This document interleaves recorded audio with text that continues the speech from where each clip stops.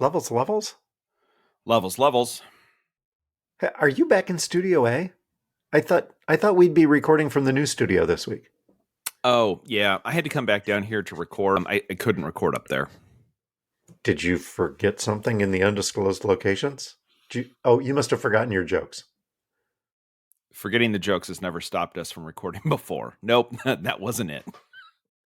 Did you leave Kevin in his cage? Now that you mention it, I did forget Kevin down here. It's not in a cage. It's a very nice room. But that wasn't what stopped us from recording cage, either. Jail, Did you have your travel mic? Yeah. Oh, you've got the nice mic. Did you, the one that goes back and forth? Did you have that? Yeah. I had my travel mic, so that wasn't a problem. So we were good to go there. Okay, so I'm lost. What did you not have at the new house? Well, turns out we need the internet to record.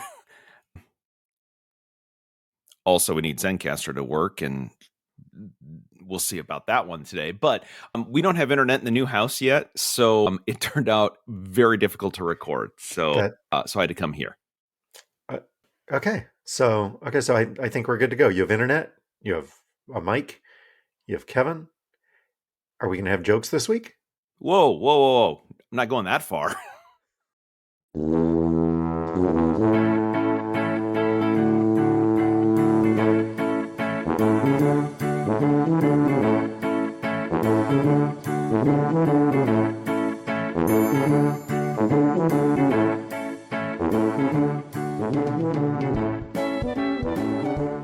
Hi, toddlers.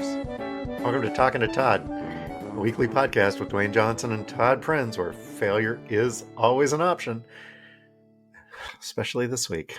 Thanks for joining us. Hey, Todd. Hey, how's it going? Well, I believe I said in the pre-show, Zencastr is a fickle bitch. I also believe that's the name of the latest 5-star recruit who's going to Colorado to play quarterback, but I could be wrong about that. I don't think he's a freshman. Anyway. Is that a hyphenated last name? No. First name, last name. First. Yeah. No, actually, the hyphen's pretty good, actually, isn't it? Yeah, that's yeah. Corey with a K, fickle bitch. Yeah, his mom was a fickle. And he wanted to honor both sides of the family. Exactly, yes. That's... Jeez. We always joke about when we record, do the after dark shows, things get a little weird. Apparently, also recording on a weekend morning is also things get a little weird. That's wow. Let's see. Toddler number 1. Yep. We were listening last week, and I got to the point of the story where my earbud fell into the toilet. Yes. She's like, "You never told me that." I'm like, "No, I saved it for the pod." I mean, why spoil the magic? I wanted to see your reaction when you listened to me tell this story on the pod. Got a note from Greg. Yep. I suppose this could have gone under follow-up. Yamamoto did the Dodgers pitcher, not the guy that led the Japanese fleet on the attack on Pearl Harbor, who's also Yamamoto, but I'm assuming that's a different Yamamoto. We did not get a history lesson from Greg. Okay. In a World Series game, yes, we had a 90th pitch at 90 miles an hour. So Greg was playing the game at home. Yes. While watching the World Series. I didn't see everybody else go nuts in the stadium. We gotta get legs on this. We really, yeah, we do. It seems like there was another thing we watched. Oh, you texted me a couple of weeks ago. We had an NFL scoregami. We did.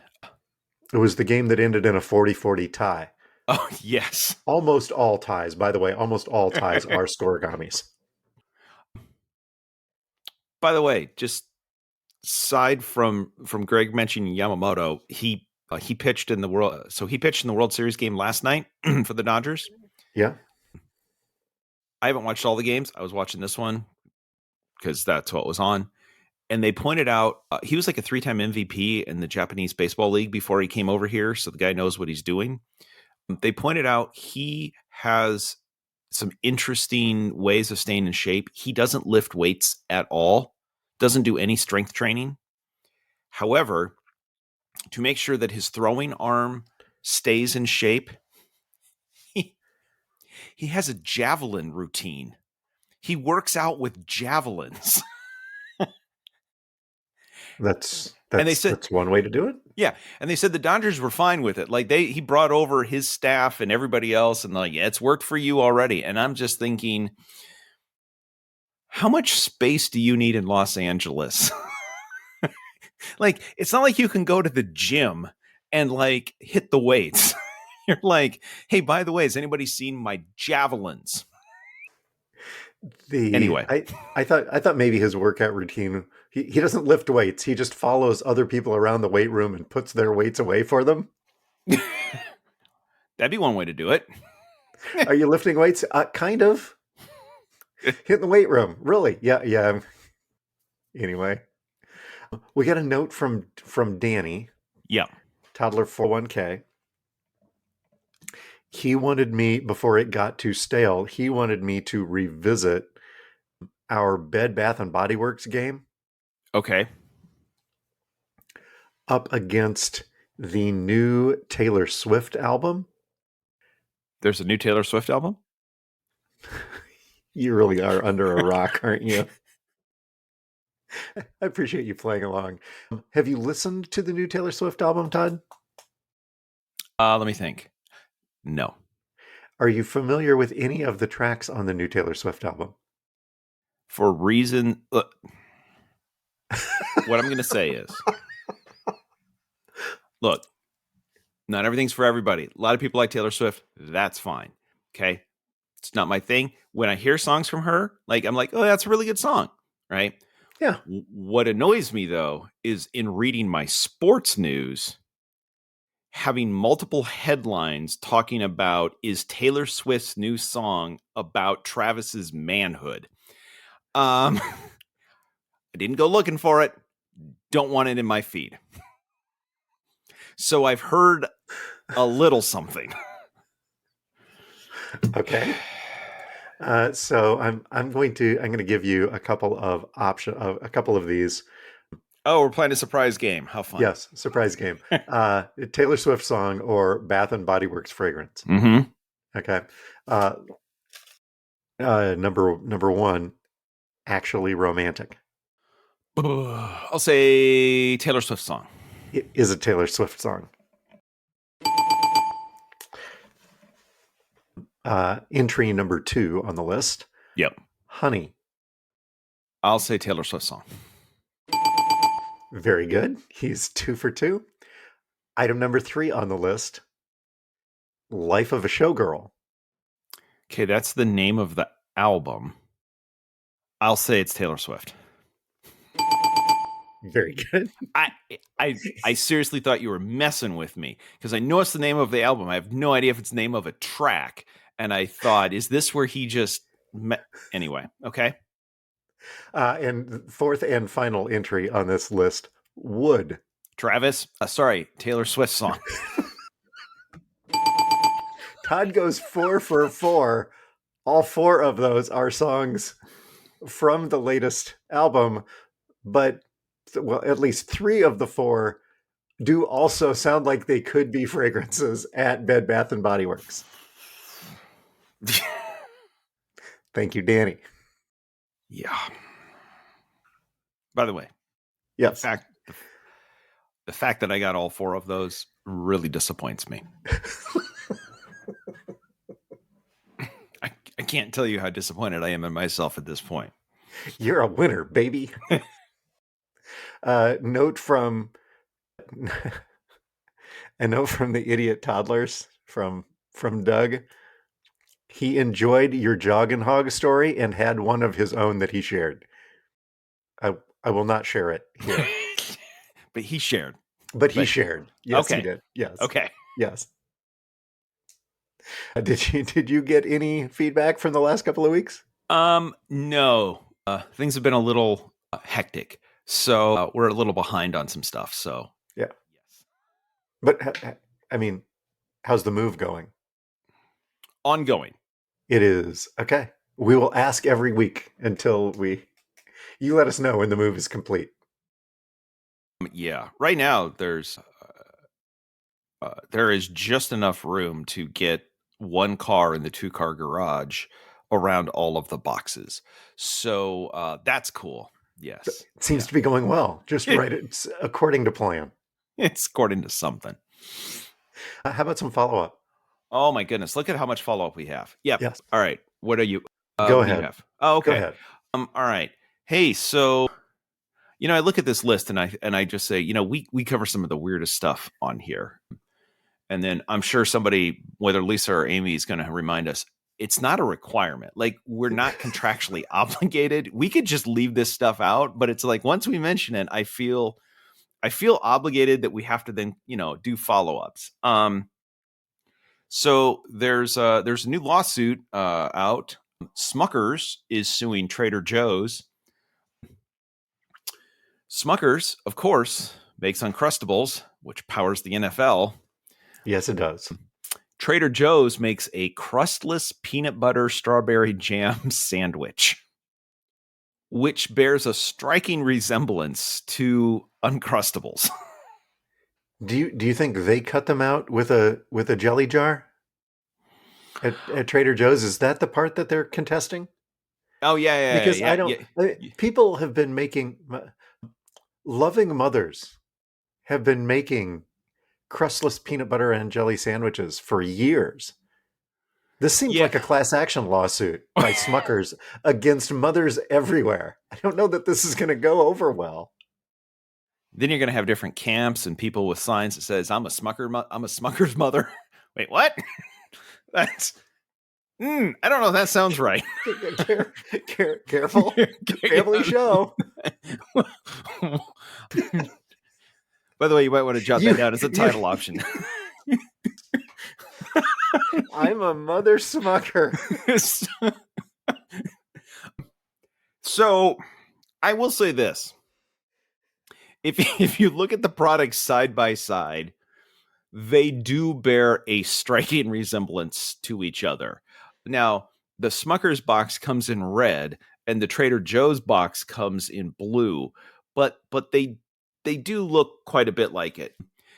By the way, in the court filing, Dewayne, if you want to quick guess a number, how many Uncrustables does the Ohio-based JM Smucker company make per year? With or without the number that they send to the Denver Broncos? I think including all of it. This is how many they make, not how many they sell. Let's say 90 million. You're going to want to bump that up a bit. Mother Smucker. Can I triple it? 270 million? I mean, you absolutely can, but that gets you nowhere near the number. They make 1.5 billion Uncrustables a year. I'm like, and I'm thinking to myself, I should guess $1 billion. I should just guess $1 billion because that's an insane number. That's an insane number. That would be so far over the top. Seriously? Yeah. So what do they do with all the crusts?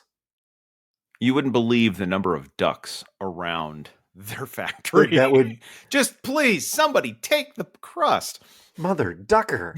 Oh.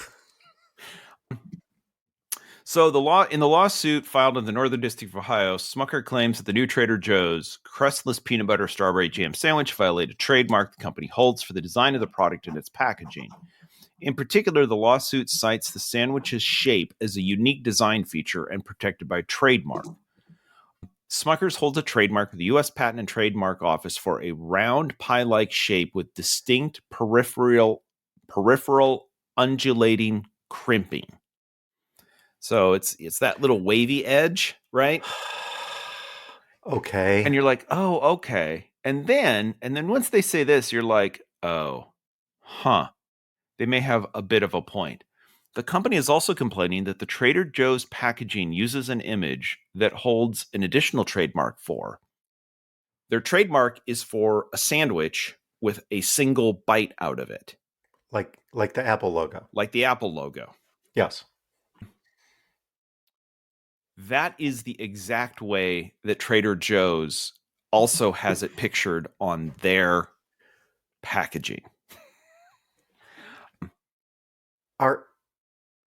Is Smucker's just pissy because Trader Joe's didn't use their private label manufacturing and packaging service? It is possible, although I'm pretty sure, by the way, and I'm not a lawyer, not famously, but whatever. I'm pretty sure with trademark law that if you don't proactively protect your trademark, yes, you essentially give up the rights for it. So that is very true. I believe they're sort of compelled to, because otherwise everybody could go after this. They've also pointed out they spent more than $1 billion in just marketing this product over the last 20 years. So they're not going specifically after the product. You can do a crustless sandwich, peanut butter, jelly. You can do all of that. What they're specifically claiming is the shape with the crimped edge and the packaging, which looks like their packaging, which they say is designed to confuse people. So anyway, there you go. Where did you say this lawsuit was filed? Northern Ohio. Did they get advice from the best public business school in Northeastern Ohio? I don't know. That's and which one is that? I believe it was Kent State. Yeah. Okay. Go through the rest of these pretty quick. We did cover last year, I think, Cards Against Humanity was suing SpaceX. If you remember, they took money. So Cards Against Humanity asked people to donate money. Cards Against Humanity then used that to buy land in the south of Texas, in the south part of Texas, in the first Trump administration, to protect some land from having a fence built on it. And a year or two ago, they went there and found out that was adjacent to SpaceX property, and SpaceX was storing stuff and had built buildings on their land. Yeah, they just annexed it for no particular reason. Yes, yeah. I remember this. So SpaceX has come out and pointed out they now have a settlement was reached in the case last month, just weeks before a jury trial was scheduled to begin on November 3rd, according to the Associated Press. They also provided an update to donors. Dear horrible friends, remember last year when we sued Elon Musk for dumping space garbage all over your land, and then you signed up to collect your share of the proceeds? Because remember, they were going to get all the money they won. They were going to give to the people that had bought helped buy the land, right? Yeah, pay back the investment, right? Also, remember how we warned you that we'd probably only be able to get you like $2 or most likely nothing? Well, again, this is from their update. Well, Elon Musk's team admitted on the record that they illegally trespassed on your land, and then they packed up the space garbage and effed off. But when it comes to paying you all, he did the legal equivalent of throwing dust in our eyes and kicking us in the balls. So they can't because it's a settlement and somebody had made them sign a non-disclosure agreement. They can't explain what happened, but basically SpaceX has packed up their space garbage, but I don't believe they paid $100 million. So anyway, that one is, I guess, done. For now, who knows? On this show, I doubt it. Yeah, good point. This is more podcast adjacent than it is sports adjacent. This is a podcast topic that is sports adjacent. Do you remember the first year? We've talked about this even recently. The first year that Russell Wilson was with the Denver Broncos, what were we tracking? The number of touchdowns that he threw compared to the number of toilets in his residence. Yeah. apparently somebody from The Athletic must listen to our podcast because there was a bit of a feud between Russell Wilson and his former coach, Sean Payton. And this is what the article says. I wouldn't blame you for disliking Russell Wilson. The often cringe-inducing quarterback, okay, blah, blah, blah, and used to have Broncos fans charting his limited number of passing touchdowns against his mansion's reported 12 bathrooms. Hey, thanks for listening. We appreciate you. Yes. Yeah. It's just got to be annoying. You're like, if you're Russell Wilson, you're thinking like, that was years ago. Stop it. Just stop. Do we have to bring that up? And then the last one, we covered that Ralphie Six, the Buffalo mascot for Colorado, was retiring due to an indifference to running. Yes. Ralphie 7 debuted, I believe, at home against Wyoming on September 19th. So the baton, I would say the baton has been passed, but they've got hooves. I don't know how they would Anyway, maybe it was more like a tag thing. Anyway, Ralphie 7 is now out there running. And given the way that Colorado season is going, might be the best runner on their team. So when we were talking about this, Amy looks at me from across the truck. How can you somebody needs to define indifference to running. How does that manifest itself, and how can you even tell? She was like, I need more information here. I just can't. So I went to the internet and went down a rabbit hole. Did you know the SMU Mustang Perung, the mascot, is a source of school spirit?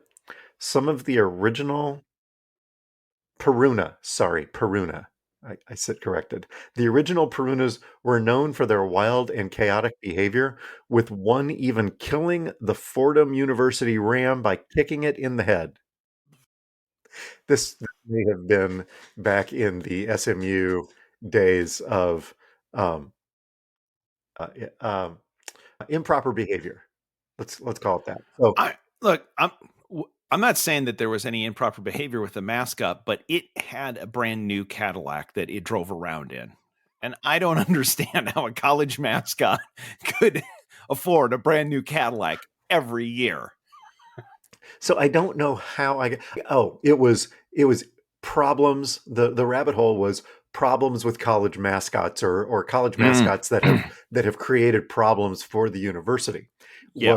was where the search went. And then like a week later in my feed, I get a story about Bowling Green University, not the highest rated public business school in Northeastern Ohio, just a different, right? Anyway, Bowling Green has an unofficial mascot. Have you seen this story? Is it a tree? No, it's Pudge the cat. It is an orange tabby who travels with a security detail and is cashing in on his own merch line. EA Sports even built him into the video game. It's a cat. If you want to talk about mascots that have an indifference to everything, it's Pudge the cat. Anyway, thank you, Amy, for leading me down that rabbit hole. I don't have an answer for you, but I have more information. Well, that's good because I'm pretty sure I didn't ask a question, but that's okay. Was it on the podcast or was it separately that we talked about? Oh, it was on the podcast because you quizzed me about the number of baseballs used in a game. Yes. In the 18-inning game in the World Series a week ago. Yeah. In the middle of the 14th inning, they flashed a stat on the screen that through 14 innings, they had used 220 of 290 baseballs that had been prepared for the game. Oh. Right? And that game went 18 innings. For the life of me, I could not find anyone who followed up on this story to tell me the total number of baseballs eventually used in that game. that number does not exist. But I can tell you that through 14 innings, they used 220 of them. I guess my question is, were they getting to the point where they have to suspend the game because they ran out of baseballs? and then somebody's like, well, what time are we going to start tomorrow? Like, well, what time does Dick's open? Somebody's going to need to run down and buy a couple of cases of balls, I guess. And then we got to rub the mud on it, which is weird. It's like 12 o'clock in the morning. Does Amazon deliver? Yeah, same day delivery to Chavez Ravine. Sorry. Meanwhile, the clubhouse guys are busy in the 16th inning rubbing more balls. Just in case. Careful.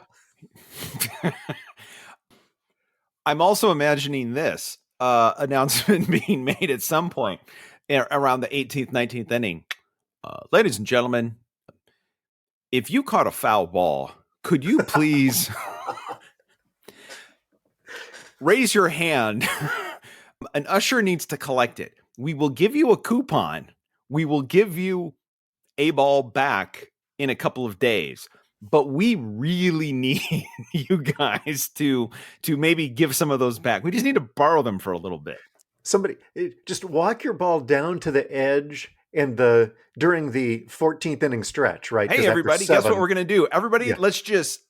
you know what? Throw the balls, whoever on the mound, off the mound. There you go. You gamify it, right? You basically say, if you've got a ball during the 14th inning stretch, whoever gets closest to the mound or second base, or you put a target out there or something, right? Whoever gets write your name on the ball. Whoever gets closest to it. No, don't do that, because then we can't use it. That's fine. And then, you know what? At this point, if nobody's hitting the regular balls, just start scuffing these things up. At least this game will be over sooner rather than later. The balls go flying. We'll give you a signed jersey if you get closest. And people will be like, sure, yeah, let's just, yeah. By the way, I saw a video of, I'm not sure where was this. I mean, it was either in LA or in Toronto. I think it was in LA, and I think the Blue Jays hit a home run, and a Dodger fan caught the ball and then threw the ball back out on the field, to show disdain for the yes. Okay, fine, whatever. Hey, that's a Cubs thing. Stop that. However, I then saw a video that somebody was shooting from a different angle. Dude catches a ball, brings it down about his waist, reaches in his other pocket, picks out a ball that he had with him, and chucks that on the field and kept the home run ball. Right. Yes. He came prepared to do that. Anyway. All right. What do we got here in Todd's Tech Corner? Oh my goodness, we got so much. All right. As presented by the Taylor Center for Technology Policy. Yeah. Oh, did we not cover the Apple TV on Apple TV on Apple TV? Yes, yeah. we covered it, but okay. I've now dubbed that Apple TV Cubed because it's easier to say. Cool. Apple TV Cubed. Apple TV Cubed. I watched it on Apple TV Cubed. You're welcome. Excuse me. It's not a cube. Apple refers to that as a squircle. What? Okay. What? Actually, what they refer to it as a squircle. It's a square. It's a square circle. A squircle. Oh God. On like all the icons on your phone, like it's a square with rounded corners. Right, all the app icons. God. No, you're being serious. Oh no, I'm being 100% serious. That's a squircle. Oh my God. I don't know that Apple refers to it that way, but everybody else refers to it that way. That's a squircle. I was really impressed that you just made up a word on the fly, and it was really funny. And now it's even, oh my God. Yeah. Okay, hey, the last show we did, you talked about an unfortunate mishap involving a plain lavatory and your headphones. Singular earbud. Headphone. Singular earbud. Earbud. Yeah. Yes. Yeah. I was red in the face afterwards. You could say I was flushed. Seriously, people, I do my best, but I mean, it's hard to keep up sometimes. You guys also didn't hear the dad joke before we started recording, but I did. You're welcome. I took one for the team. Okay. That could be bonus content. That could be an episode at a time. Just that a story. clip show of just dad jokes. You said maybe I would have some recommendations for you. So Yeah. Okay. Came with recommendations. We're here if, if we're not nothing if we're not helpful. Recommendation number 1: do not take your earbuds into the lavatory. Yeah. Thanks, Yeah. Todd. Number 2, get one of them little cord things so it goes around your neck. So I was going to recommend if you need to replace them so you want earbuds with noise cancellation. That's what you're going for. That's right? what I'm looking for. So I would recommend Apple AirPod Pro. There is a case to be made that the AirPods Pro might be Apple's best product. They are simple, they work, they're very, very good. They are great. I've had a couple of pairs. Actually, I have a couple of pairs. None of them have been retired yet. I will say this. So the AirPod Pros 3 were released in September with twice the noise cancellation of the AirPod Pros 2. What does that mean? Nobody knows, but it's twice as... How do you measure twice as good? I don't know. However, people also say that they go into your ear even further than the 2s. They partly to get the really good noise cancellation, like you kind of have to really get it in your ear. And some people have claimed the first day or 2 is a bit uncomfortable if you're used to the previous models. It comes with 5 different size of ear tips now. If you go that direction and they aren't comfortable, people were going down a size and it didn't solve the problem. The weird thing is if they're not comfortable, you go up a size. I don't know. Anyway, they're silicone tips, but they've got silicone tips, but they've got some foam in there. Silicone tips would hurt. And that would just that'd be terrible. However, maybe my pro tip though is Amazon still has a bunch of the AirPod Pros 2 in stock. And on any given day, they're between $150 to $170 versus the $250 for the new ones. They don't have quite as good of noise cancellation, but they're pretty dang good. And you can get about $100 off. So you may want to think about getting the AirPod Pros 2 from Amazon while they still have them in stock. And give those a shot. And they do everything the 3s do except the better noise cancellation. So to recap, Yep. Todd recommends Apple product. I do. Shocking. Shocker. I will say this. Could not have seen that coming. I understand. I totally understand. What I will tell you though is, again, they are an absolute great product. And everybody basically says from an earbud standpoint, the Apple products for sound quality and noise cancellation are about as good as you can get in the entire market. So, okay. Yeah, I mean, they're as good. Yeah, again, they're about as good as you can get. Sorry, toddlers, in 50 words or less. Yeah. Do the 2s do the translation as well as the 3s? Yes. I will say this. Okay.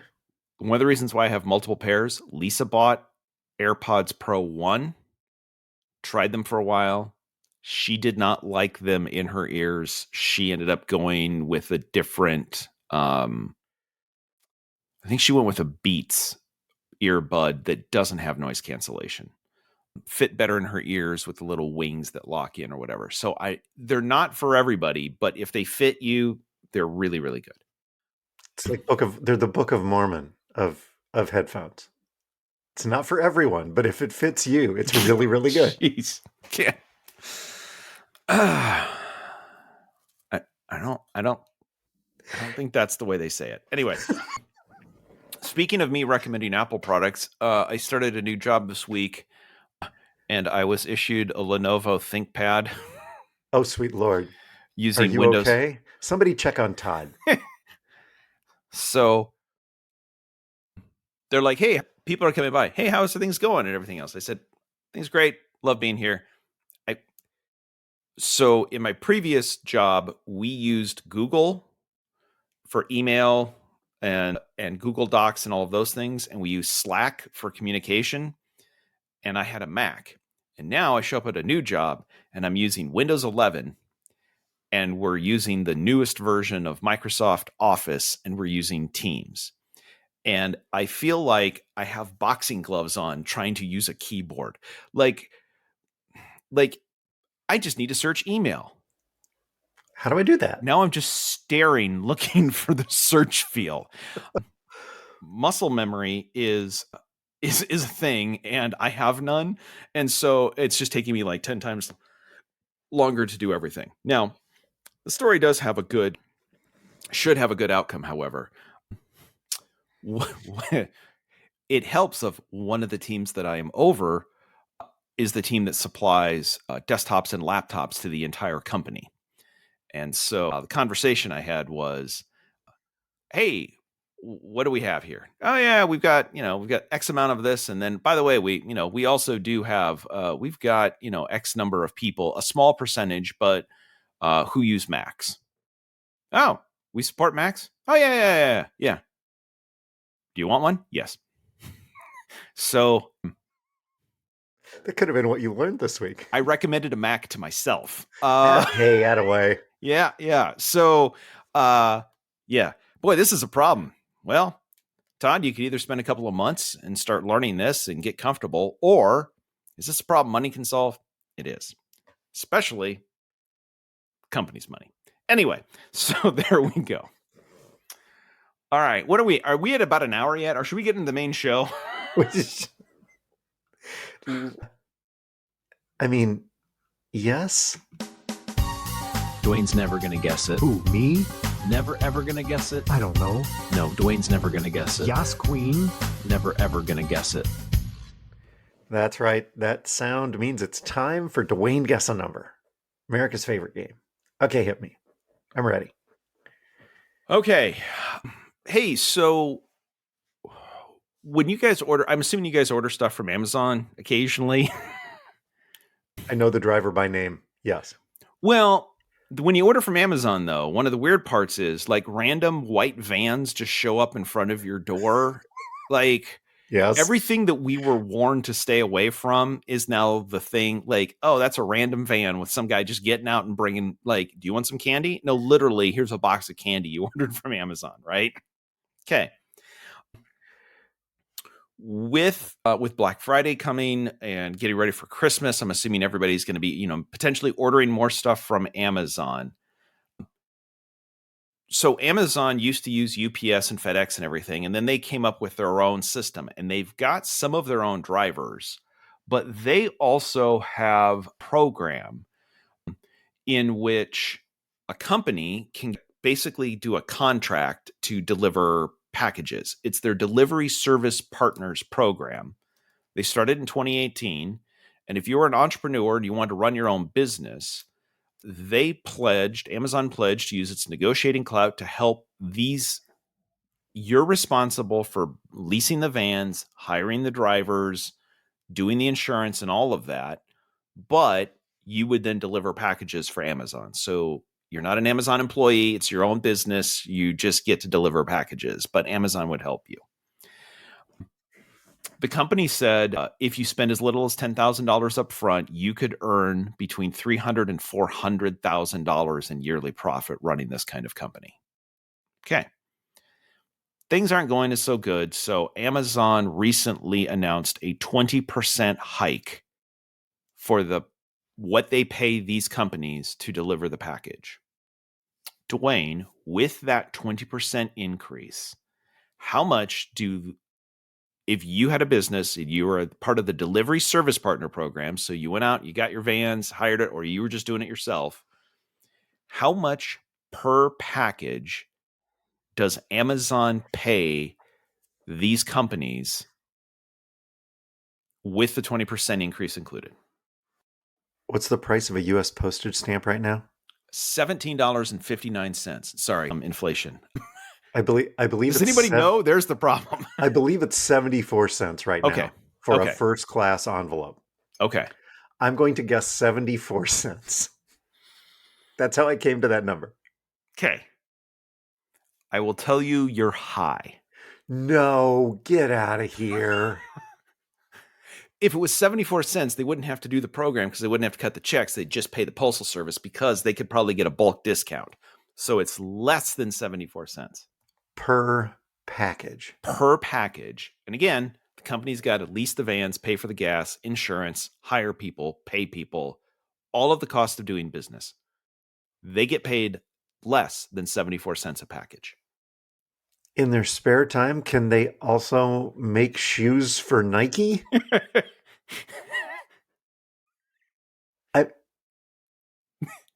See, this is the thing. You're like, how does anybody show up at my door? Wait, what? It's less.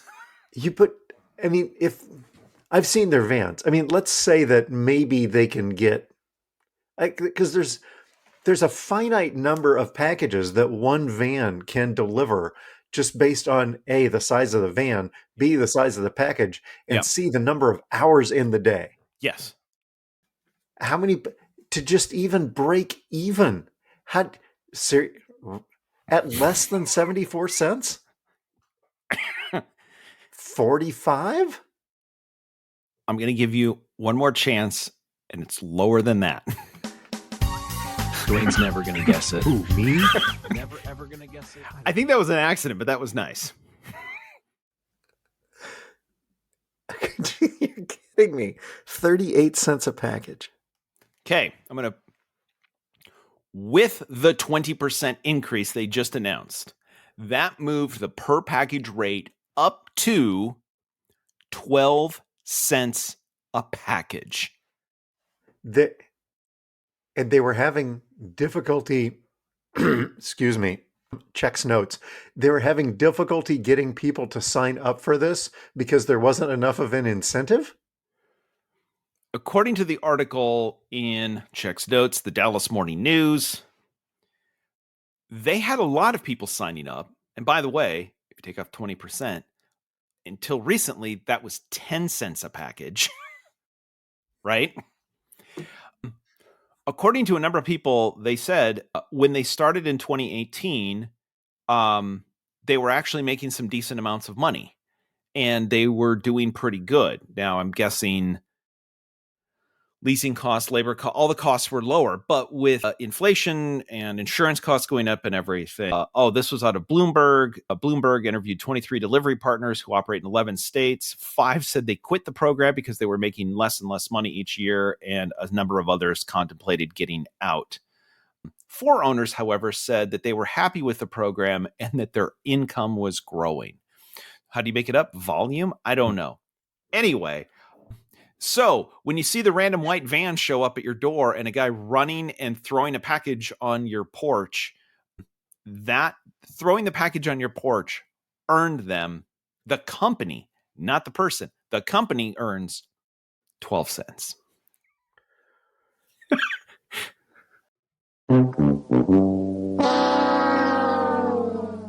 That's the sound the door makes every time they get in and out of the truck. I was going to say, that wasn't just for you.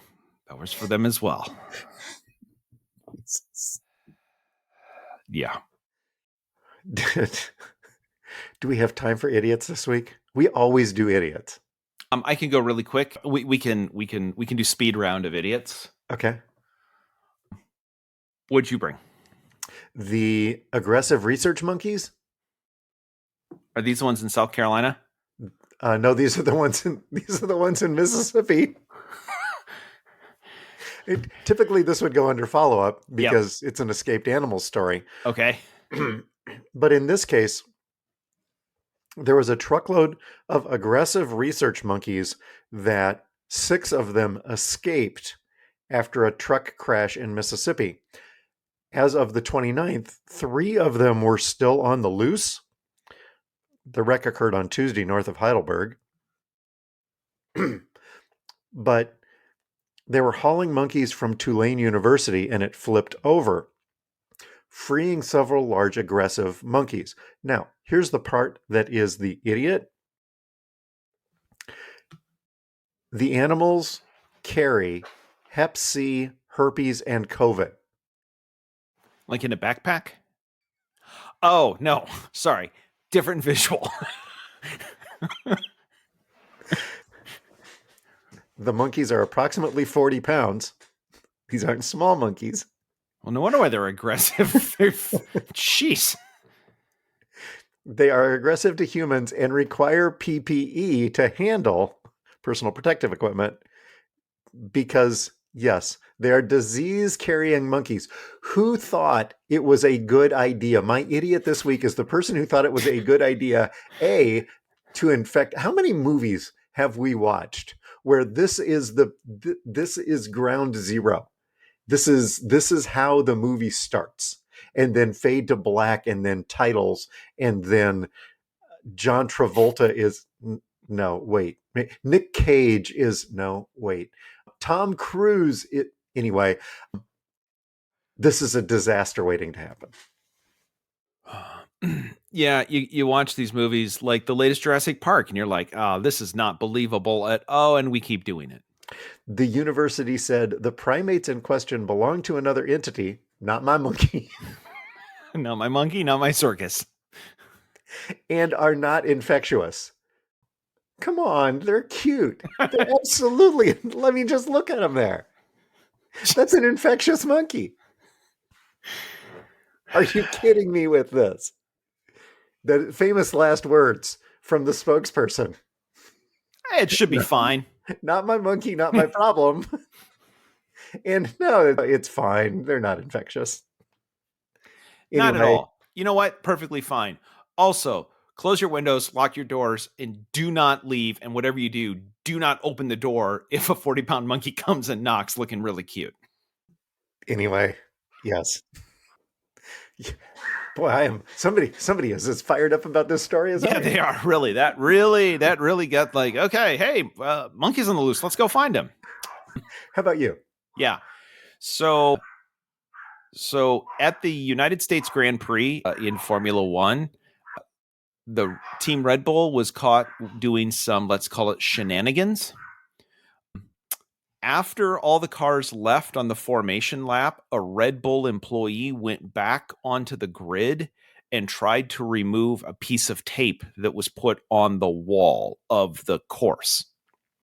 It wasn't their piece of tape. That piece of tape was put on the wall by the McLaren team to give a visual indicator so that Lando Norris knew where to park his car correctly in the starting grid, so that he wasn't too far back or too far forward. Too far forward would be a penalty. So the McLaren team put a piece of tape, because you sit so low, you can't really see the grid too much. So they put a piece of tape on the wall so he knew where to go. So while the cars were out on the formation lap, a Red Bull team member was trying to take the piece of tape off of the wall. They were caught. The team was fined 50,000 euros, 25,000 euros, which will be suspended barring any other breaches. Here's the fun part. Obviously, they were trying to gain a competitive advantage by doing this. Turns out, the attempt to remove the tape is perfectly legal. They didn't get fined for doing that. The reason is because the team member entered a restricted area for safety reasons. Once the cars left, they were not allowed to go back into that area. So they were fined for going to a place they weren't supposed to. But removing the tape was perfectly fine within sporting regulations. Yeah.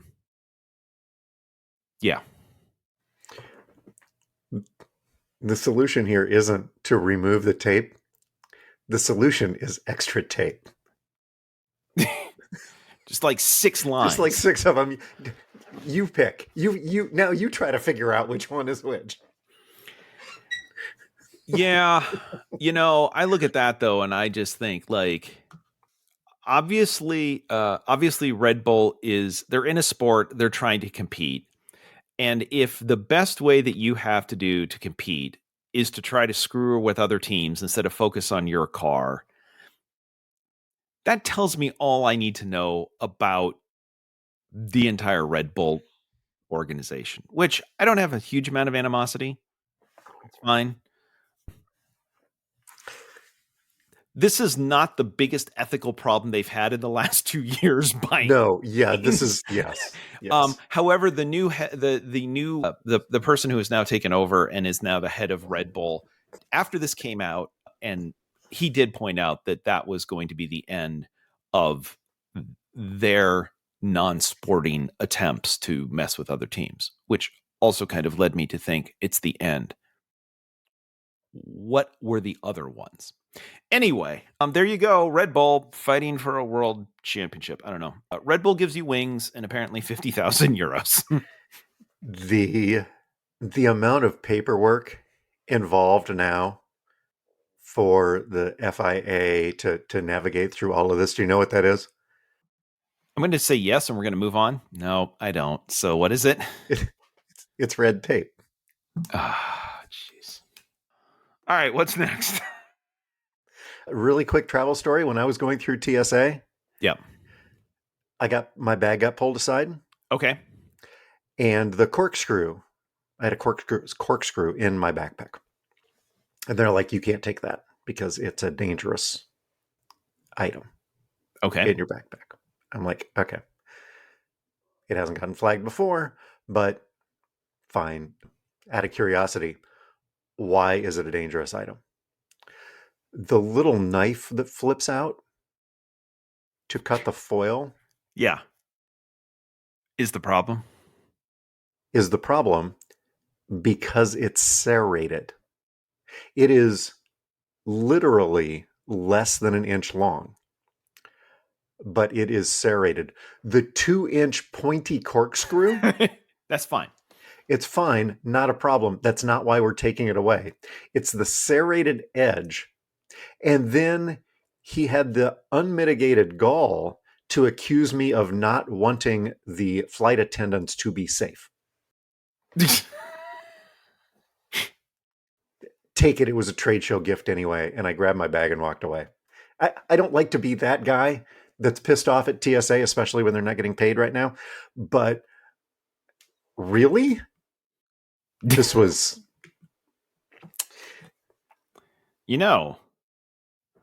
serrated edge kind of has that sort of undulating thing, right? Yeah, the itty little bitty. Yeah, because it's a less than 1 inch blade that pops out. Yeah, I'm just wondering, you know what? Maybe that's what Trader Joe's needs to say. Our Uncrustable product, our folded peanut butter and jam sandwich, that's not an undulating, it's a serrated edge. Good news, Smuckers can't get any money from us. Bad news, can't take it on a plane. Problem solved. Yeah, boom. What do you watch this week? Not a lot, not much. Been new job and moving, so haven't watched much of anything. How about you? What have you been watching? We watched the second season of Nobody Wants This on Netflix. Yes. Yeah. Did you watch season 1? We did. We enjoyed it. You will enjoy season 2. It's it's feel-good television. Yep. Really enjoyed that. So that way, and we tried to slow binge it, couldn't because it was too good. Actually, we got to episode 6 and I'm like, we should try to nope, just they're only 30 minutes. Just anyway. We went on Saturday night to the Des Moines Civic Center and watched A Beautiful Noise, the Neil Diamond musical. Okay. Have you guys seen this? We have not. No. Okay. Do you like Neil Diamond music? Some and in small doses. This is that, except in large doses. So not that, but sure. Okay. But sure. Going into this, I'm like, okay, so once I get past Sweet Caroline, Cracklin' Rosie, and Brother Love's Travel and Salvation Show, I'm kind of at a loss. I'm not sure that I could. So, and Jake and I had this conversation when we were working Football Friday night, and he's like, "Oh, I grew up listening to that because that my mom was a big Neil Diamond fan," and he's just like rattling them off, Kentucky Woman, and on and on and on and on, Cherry Cherry, Love on the Rocks. Anyway, on and on and on. Jake goes on and on with all of these Neil Diamond songs that he knows. And so then we got to the show, and I'm like, oh yeah. I knew all of the songs. I said, I knew all of the songs. Amy knew 2 more than the 3 that I listed to begin with. We both enjoyed it. But this falls into the bucket of I don't need to see it again. It was fine. It was good. Yeah. It was, well done. It's a jukebox musical, and it's Neil Diamond music. And if you like that, this is that. You pretty much know what you're getting when you go in. Yeah, absolutely. Yes. Yeah. Some of these, like the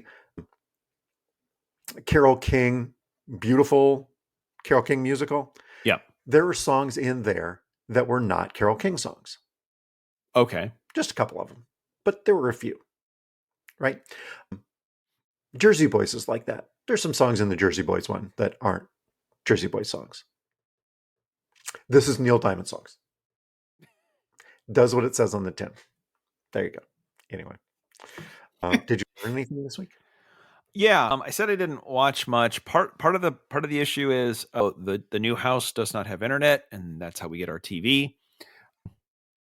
So that has made. So I went out and I bought an antenna and hooked to the small TV that I took up with us, and to get over the air channels. And here's what I've learned. Well, learned 2 things. Number 1, had it in one room, did a search, it found 42 digital channels, none of which I wanted to watch. Took it to another. There is a website you can go to that tells you where the towers are and what direction you should have the antenna facing. And so I did that, and it went from 42 digital channels to 139 digital channels. Oh, okay. There's more. And so I got all the broadcast stations so I could watch World Series, whatever. But what's on the rest of them? Here's what I learned. I don't know. I don't understand the business case. I don't understand how this works. None of this makes any sense. But if you go to our CBS affiliate, it's channel 2. You go to 2.1 to watch the main channel. But then you can go to 2.2, 2.3, 2.4, 2.5. There's all of these points afterwards. I was flipping through one night just to see what was there. There were 17 channels where Gunsmoke was on. And I'm not making that up. There were 17 Gunsmokes on at the same time. There were channels dedicated to Bugs Bunny. There were 3 Columbo channels. There were Westerns. There was every show that we talked about in the 80s that we liked. And most of them that we didn't, they're channels that are just 80s TV. Like, there's no commercials on these. They're just saying, coming up next. I don't know how anybody makes any money, but apparently there are hundreds of channels with just every old TV show you could ever want to watch. And if you like Gunsmoke, get yourself an antenna. Okay. A. Yeah. Volume. Sorry. B. That's how you make money. Yeah. Volume. Yeah. Volume. We don't run any ads, but we make it up on volume. Okay. Right. Exactly. And B, a question. Yeah. Were the 17 Gunsmoke channels all playing the same episode? Nope. No. Oh, no. They were all different. You could drop in you could drop in an early Gunsmoke, mid Gunsmoke, late Gunsmoke. There was also a surprising amount of Bonanza on as well.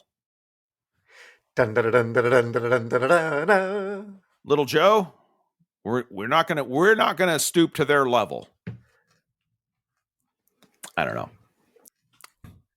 I will say this, because I was at work, Ian came over, was at the house for some deliveries and hanging out with the dogs, and came home one of the days, and he's like, man, there's a lot of Bugs Bunny on. He's like, and also Gunsmoke. Oh, you found it. How could you miss it? Anyway, that's what I learned. There's a lot of digital channels. If you think a cable system has crap on it, just the digital channels. And by the way, you can also watch your QVC. You can watch a number of your, let's call it fringe political stuff is also being broadcast. But just stick to Gunsmoke. Anyway, what did you learn this week? Friday afternoon, we went up to Fort Dodge and watched the girls' state cross country meet. Yeah.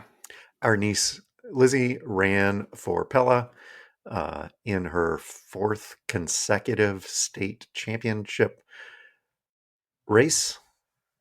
And Pella girls cross country won their 4th consecutive state championship race. Wow. Congratulations. I mean, Yeah. I'm telling you, just pass that along. You didn't do much. I mean, you drove up to Fort Dodge, but I mean, congratulations on her. I drove to Fort Dodge and I ate a grilled cheese sandwich. Okay. It's an accomplishment. That's what I did. And I cheered a little bit. I will say, the 4th state championship kind of got treated like the 5th child in a family, whereas when she was a freshman and Zach, her older brother or nephew, was a senior, I took the big camera. We were there early. Had all the pictures. Had all of the pictures. Even year 2, year 3, this year, iPhone was good enough. Yeah, I got one. Got year 1's photo album is like 4 inches thick. This year, it's like, well, here's a picture of there on the stand. Yeah. I will say this. It makes sense to hold the state cross country championship in Fort Dodge, because if there's anything that makes you want to run, it's trying to get the hell out of Fort Dodge.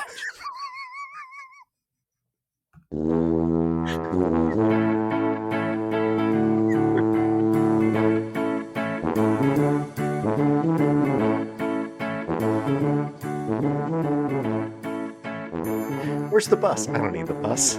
The music is Happy Boy by Kevin MacLeod. You can subscribe to our award-winning podcast wherever you get your pods. Just search Talkin' and the number 2. There's no G and no space. Oh, I forgot to say visiting TV critic Todd Prinz.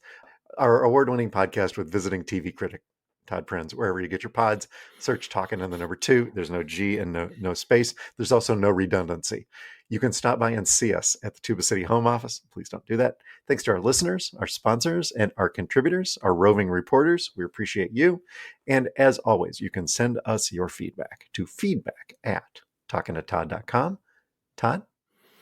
Hey, where did you say that Pudge the cat was? Bowling Green, Ohio. Good to know. Okay. Because I was just that's what I thought. I was just looking up. Bowling Green plays their football games at the Dwight L. Perry Stadium, which has 24,000 seating capacity. And it's going to celebrate its 46th year as the home of Bowling Green State University football. Oh, how old is this? Okay. I'm going to read you what's on their website. It will celebrate its 46th year as the home of Bowling Green State University football in 2012. Well, that's just from random stuff, I guess. Anyway, the reason I bring all of that up is because, everybody likes to give sports stadiums like a nickname, right? Like the Link for Lincoln Field in Philadelphia, or what Wells Fargo was the Well, right? The Well. Yeah, the Horseshoe. The Big House. The Big House. Yeah. I'm just wondering, with Pudge the cat in residence, does Bowling Green go, well, welcome to the litter box? Well, that didn't sound great, but too late. It's stuck. We're going to try to scratch and claw our way to another victory. Here in the box. How's the football team this year? Well,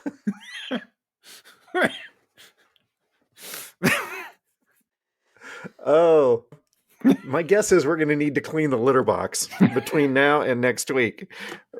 We'll be back. We're here. We're talking to Todd.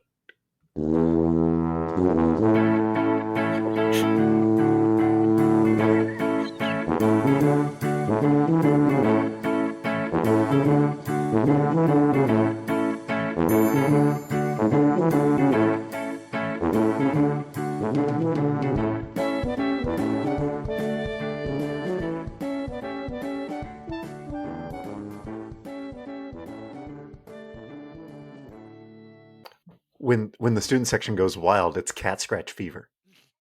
They're 0-4 in the conference. You can't do litter box because the amount of jokes about what just got laid out on the turf would be too difficult. You try as you might. Well, we laid another. Nope, never mind. Nope. We're just going to take the loss.